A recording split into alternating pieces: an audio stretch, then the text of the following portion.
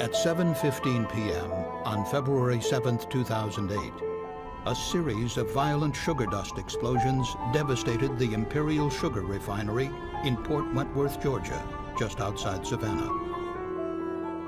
Explosions raced through the buildings, fueled by accumulations of combustible sugar dust and sugar that had spilled from equipment.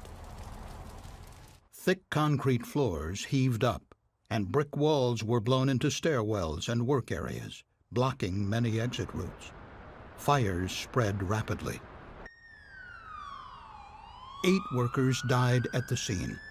6 more died later at a regional burn center. Dozens of others were injured. The plant's massive sugar-packing buildings were a total loss.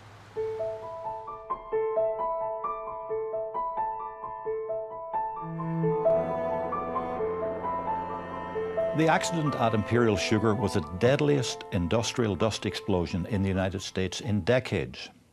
It highlights the extremely serious nature of combustible dust hazards. There were significant accumulations of sugar dust and spilled granulated sugar on surfaces throughout this facility. Conditions were set for a catastrophic accident. Imperial Sugar's sprawling Port Wentworth complex began operations in 1917 and grew to become one of the largest sugar refining and packaging facilities in the U.S.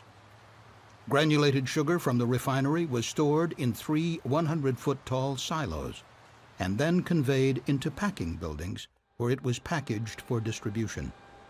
Granulated sugar was also converted into specialty products, such as brown sugar and powdered sugar. Sugar was transported by a complex system of bucket elevators, screw conveyors, and conveyor belts. During this process, sugar spilled onto floors throughout the work area. In places, the spilled sugar was many inches deep. This sugar also contained fine particles which became airborne. In addition, hammer mills were used to crush the granulated sugar into powdered sugar, creating even more dust. The machines were connected to a dust collection system, but it was undersized and in disrepair. And it was not connected to the bucket elevators and conveyors. Significant amounts of sugar dust escaped into the work areas.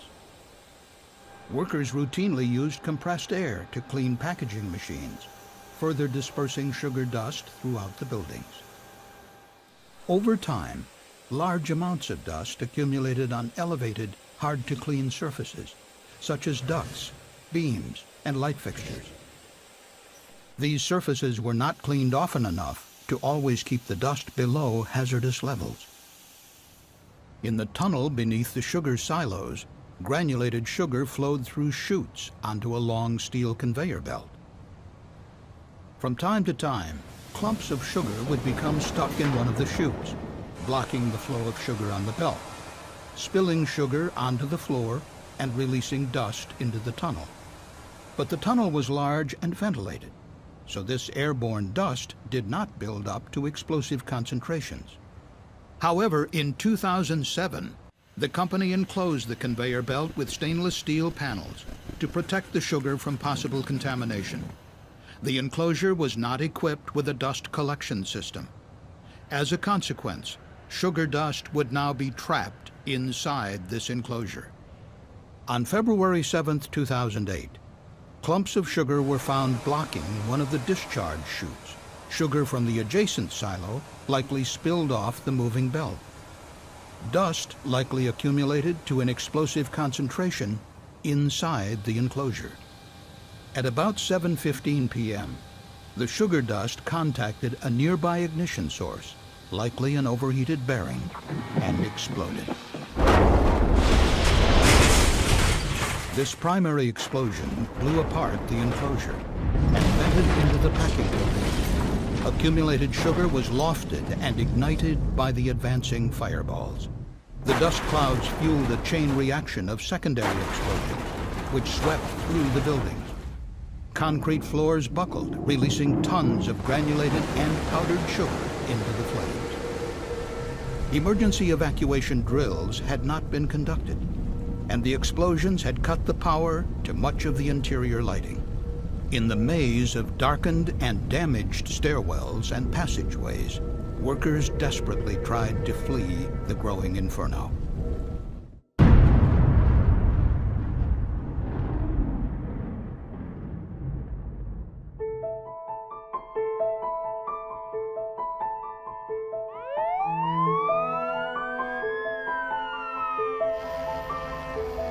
The CSB found that correspondence dating back to the late 1950s showed that plant managers in Port Wentworth were aware of the explosive nature of sugar dust and the danger of dust accumulations. As far back as 1961, a memo described a sugar dust explosion that heavily damaged the powdered sugar mill room. Despite the long-standing awareness of the explosive nature of sugar dust, not enough was done to manage the hazard.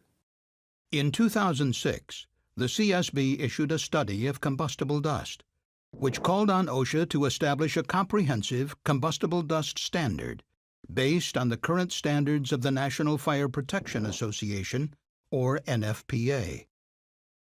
In October 2007, OSHA began implementing a new national emphasis program to increase the enforcement of existing regulations related to combustible dust. Imperial Sugar learned of the OSHA Combustible Dust National Emphasis Program 4 months before the devastating explosion at Port Wentworth. But management did not act effectively to control the serious dust problem in the packing buildings. Less than 2 months before the disaster, an internal inspection showed that many tons of sugar were still regularly spilling onto the floors. This provided much of the fuel for the massive secondary explosions and fires. The CSB found that over the years, the Port Wentworth facility periodically experienced small fires fueled by spilled sugar and accumulated dust on equipment. But none resulted in a sugar dust explosion that propagated through the plant. Investigators said that decades of operating without a catastrophic explosion may have lulled managers into complacency. In its report, the CSB issued the following recommendations to the Imperial Sugar Company. Apply NFPA standards to the design and operation of the rebuilt Port Wentworth facility. Develop and implement comprehensive combustible dust control, housekeeping, and training programs. Improve emergency evacuation policies and procedures. Companies can go a long way to control combustible dust within their own facilities by following the existing recommendations of the National Fire Protection Association. But it is also time for a comprehensive federal standard on combustible dust. In April 2009, OSHA announced plans to begin rulemaking on a combustible dust standard for general industry. In its final report on the Imperial Sugar accident, the CSB recommended that OSHA move forward expeditiously with the new standard. Without regulation, enforcement, and education, workers will continue to be at risk from catastrophic dust explosions. For further information, please visit csb.gov.